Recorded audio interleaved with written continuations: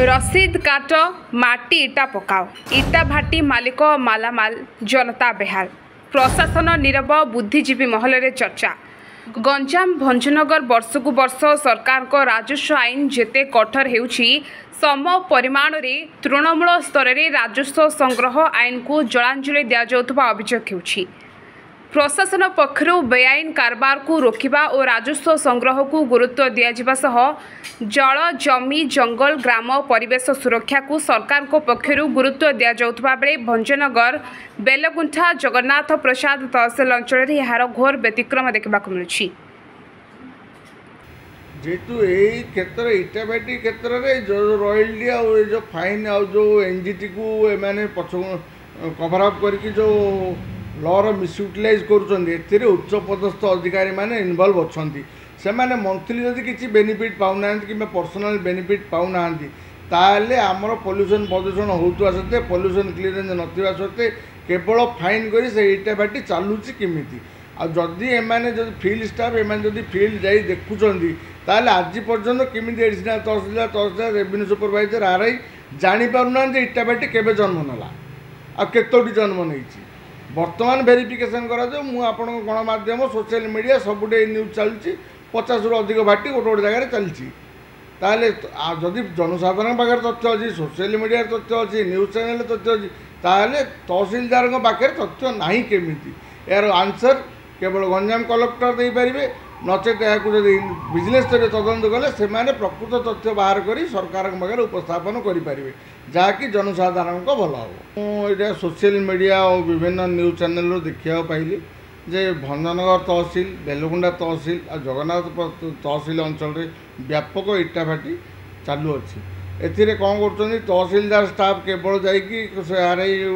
माने केवल फाइन करदे तुनि बुड़ुंट से पॉल्यूशन सर्टिफिकेट दरकार नहीं कि पॉल्यूशन प्रदूषण कि जाए आसे नहीं से स्टाफ मान आंसर है जे फाइन करदे से काम सरला गोटे थर फाइन कले से भाटी वर्ष तमाम चालू अच्छी केवल मैंने मार्च मसरे फाइन करदे धीरे बसीगले तापर गोटे जगह 20टी भाटी अच्छी से आरआई केमी जाने 50,000 इटा ही से पड़ुची 20टी भाटी जब 20 लाख इटा पड़ा 20 लाख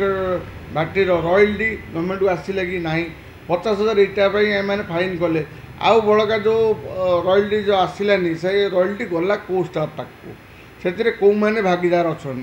ए विषय तहसीलदार के तदंत करना किंबा यापर सब कलेक्टर को जड़े ना कि सब कलेक्टर एक्शन नहीं ना देखो प्रति आम ओडिशा सरकार नियम प्रकार एडिशनल तहसीलदार रेवेन्यू सुपरवाइजर एमाने फील्ड ड्यूटी जाने आरआई वर्क सुपरविजन कर आरआई जब न देखी पारा ताले रेवेन्यू सुपरवाइजर देखिथे सुपरवाइजर न देखी एडिशनल तहसीलदार देखिथे ताले ए सबू विषय समस्ते जानी जिनस हो कि विषय अनेक तदंत करिया पड़ो ए विषय कलेक्टर गंजाम आमर चीफ सेक्रेटरी आरडीसी या विजिलेंस स्तर तदंत कि स्टेट लेवल कौन कमिटी गठन कर तदंत कर उपयुक्त एक्शन नेवा सहित से संपृक्त अधिकारी मानक टर्मिनेशन कले चाकरी बरखास्त कले आउ ठीक समय प्रकृत फाइन आदाय करी बेआईन इटाभाटी गुड़ बंद कले प्रदूषण कमिम ता सहित सरकार मध्य ठीक समय राजस्व पाइबे मन इच्छा जड़े आज बाली पानी माटी जेको जिन यूज कला आम कह रेवेन्यू स्टाफ कह फाइन देदेले सबू है ताहले जड़े सरकार विषय दखल कर आपन केवल फाइन नहीं चुप बस जातु तापर काली मु कौन जनसाधारण कहे जा गोटे मस पर कौन सरकारी ऑफिस ही नथिबो कहीं आपन जो रेवेन्यू स्टाफ कहे फाइन देले काम शेष समस्ते फाइन देवा प्रस्तुत अच्छी ताले समस्त कहीं से नियम लागू करा जाउनी केवल इटा भाटी मैंने गोटे भाटी फाइन दे वर्ष तमाम 50टा भाटी पकड़े है ताले गोटे भाटीर पैसा सरकार पाइले आ बड़का भाटीर पैसा अन्य मैंने नेले ये पर्सनल बेनिफिटा पाउची किए कौ स्टाफ सी कौ अधिकारी इनवल्व अच्छी यह विषय अत्यधिक तदंत कर एमानपर एक्शन नियाजो जहाँफल ओडावासी उन्नति हम आ घुमुसर उन्नति हम आम कम कर तहसीलदार मागुं पैसा आरआई मागुं पैसा आम निजे काम कर हाँ बिल बांधा हो मस तहसीलदार आसते रिसीट काटा हो जाए आ कि असुविधा ना पक्का बोली कहले हाँ पक्का कहले भंजनगर तहसिल रे छतु फुटिला भली गढ़ी चली बेआईन माटी इटा भाटी सबुठारु उद्वेगर विषय है वर्तमान पोड़ा जाउथबा माटी इटार धुआं ग्रामांचल रे परिवेश प्रदर्शन करने सांगकू जनसाधारण अनिश्वासी पलटुछंती हेले वर्तमान परिस्थिति भंजनगर तहसिल रे संपूर्ण ओलटा हो जाउछि। तहसिल रो 8 गोटी आरआई सर्कल थिबा बेले मुजागढ़ बाहाड़ा पदर बड़ कोदंडा बारुडा लेम्बेई गालिरी महुलिया कंटाडोर गोलापड़ा गेरेडा केपीटी रे शह शह बेआईन इटा भाटी पोड़ा जिबा सह पका जाउथबा देखबा को मिलछि। इटा भाटी मालिक माने प्रशासन आखिरे आंगुठी गेंजी और दृढ़ कार्यानुष्ठान को फू करी प्रशासनर नाक तले बेधड़क भावे इटा पकाइबा सह व्यापक परिमाण रे इटा पोड़िबा लागि काठ कोइला कुंडा और अगाड़ी व्यवहार करुछंती फल परिवेश प्रदूषण हेबा सह अंचल रे ताती बढ़िबा सांगकू जनसाधारण अनिश्वासी मन करुछंती। तेबे एही विषय को भंजनगर तहसीलदार को पचारिबारु से कहिले जे जोरिमाना आदाय करा जाउछि कही अति चतुरतार सह कैमेरा आगरे किछि न कही चली जाइथिले। एथुर स्पष्ट भाव में अनुमय जे इटा भाटी मालिक मानकू प्रशासन प्रत्येक भावे इटा पकाइबारे सहाय्य करुछि। इटा घाटी ऊपर टिए कथा तने जाइथिले टिए भेटि दिले कौन इटा भाटी ऊपर कौन हला कौन इटा घाटी जाऊ जो पेनाल्टी पकाउचंदी हां हां से ऊपर आ कथा तने हां पेनाल्टी पकाउचंदी जो ऑर्डर होईची से हिसाब रे रसीद कटा होची तहसील ऑफिस रु ऑर्डर होची इटा घाटी ऊपर जो पेनाल्टी पड़ुची आज्ञा हां तहसील ऑफिस रु ऑर्डर होची तांको ऑर्डर हले से हिसाब रे रसीद कटा होची तहसीलदार सरकारी नियम अनुसार जो ऑर्डर होची से हिसाब रे रसीद कटा होची आ कोन कहबार अछि कोन ऑर्डर होई थाउची ये फाइन पके पे हां ताबरे फाइन बाइन देले से माने इटा पके पारी हां हां फाइन कटा होला वाले इटा पके पारी है ना फाइन होले के अंगनाबाड़ी कि इंदिरा आवास एप्लाई कर इटा भाटी पकड़ से आधार आप्लिकेशन आधार से पेनाल्टी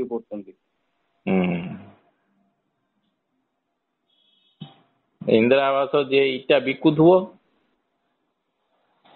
आज्ञा इटा कौन इंदिरा आवास इटा तार जदि सांक्शन होइतियो घर बोले से इंदिरा आवास पके पारियो हां इंदिरा आवास सांक्शन अछि इंदिरा आवास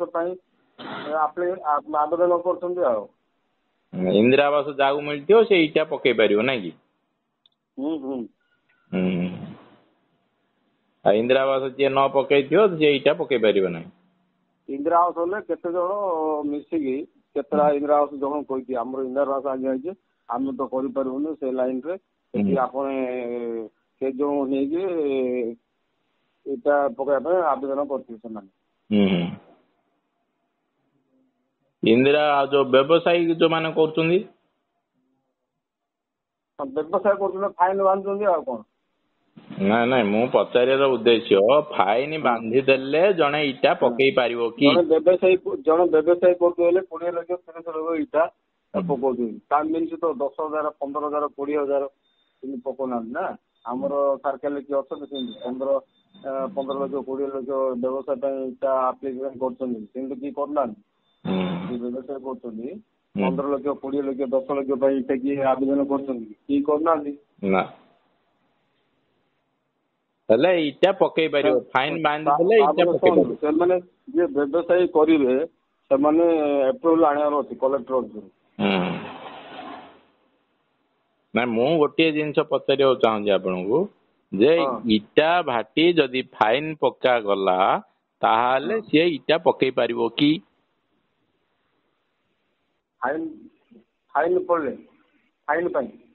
फाइन जणे दे देला से इटा घाटी पक्का पे प्रयोज्य हला कि ना इटा घाटी आगे आगे से माने एप्लीकेशन देई पकोछन ता पर फाइन कटा हो बेआईन भाबे आवेदन करथिए बेआईन भाबे किन फाइन कटा होची आबे बोला तार सब रेड ऑप्शन आज्ञा सब कोन वाटर रेड सरफेस रेड सब अछि ना सब आज्ञा ମନ ଇଚ୍ଛା ତାଙ୍କେ କଣ ଇଏ ପକେଇ ପାରିବେ କି? इंदिरा आवास कले इंदिरा आवास कले इटा पकेଇବା ପାଇଁ ନିୟମ ଅଛି ଆଜ୍ଞା? इंदिरा आवास घर जो माने करिए से माने इटा पकेଇବା ପାଇଁ ନିୟମ ଅଛି କି? नियम नहीं से गरीब लोक जाक आवेदन कर नियम कोड अच्छी कि? से जो 10,000 20,000 इटा पड़िले जलवायु प्रदूषित हबनी वायुमंडल दूषित हबनी प्रथम मना कराऊँगी प्रथम बुझे कि प्रथम मना कर जबरदस्त से फाइन काटले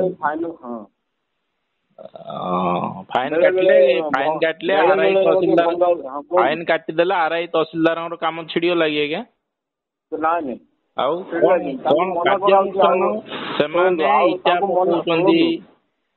इटा पकाउछन्ती आपण फाइन काटिले ताहा बोली कौन से घाटी इटा बिकिबे आपण देखुथिबे से अंचल रे काई देखिबे सेमानु बंद करा होउची किमिति बंद करूछन्ती आपण सेमानु को होउची सेमाने बाइट देइछन्ती मु जाईथिली फील्ड की हला बाइट देइछन्ती आपण जाईथिले बोली मु जानि छी बुझिलु आपण जाई आसीथिले बोली मु जानि छी जानछन तो हां जानि छी हेले कौन कार्यानुष्ठान कौन निया जीवो से मानो ऊपर सेटा कार्यानुष्ठान तहसीलदार ने तहसीलदार आमे कोन ऑर्डर हेची खाली हमको ऑर्डर हेची एतिके रिसीट कटाव तांकर से सरकार नियम अनुसार आमे मन इच्छा तो रिसीट काटू ना आपण रिसीट काटिचन भूल होली मु कहून दा आपण ना नहीं जा तहसील ऑफिस रो जा ऑर्डर हेची रसीद काटू ना आपण रसीद कम काटिले बोली तो मु पचाउन ना नहीं आपण कहले फास्ट फास्ट कहले कम रसीद काटो रसीद कम काटिले रसीद कम काटिले बोली मु पचारली रसीद काटिले काम व्यस्त अछि ऑफिस काम व्यस्त अछि ସେଥିପାଇଁ ତ ମୁଁ କହୁଥିଲି କେତେବେଳେ ଭେଟିଲେ ସାର୍ଙ୍କ ସହିତ ପରାମର୍ଶ କରନ୍ତୁ ଠିକ ଅଛି ମୁଁ ତ ଯିବି ସାର୍ଙ୍କ ସହିତ ପରାମର୍ଶ କରିବି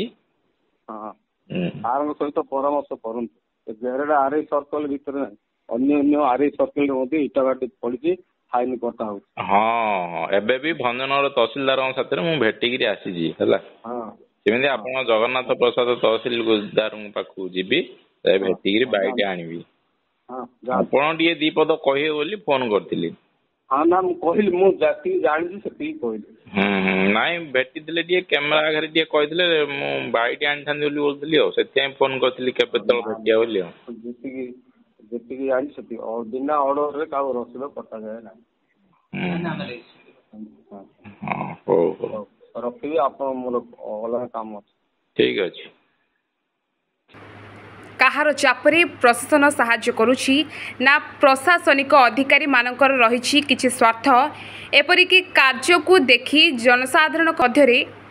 ପ୍ରଶ୍ନବାଚୀ ସୃଷ୍ଟି ହେଉଛି ଫଳରେ ସନ୍ଦେହ ଘେରକୁ ପ୍ରଶାସନ ଆସିବା ସହ ଜରିମାନା ଦେଇଦେଲେ ଇଟା ପକାଇବ ବୋଲି ଗେରେଡା ଆରଆଇ କହିଥିବା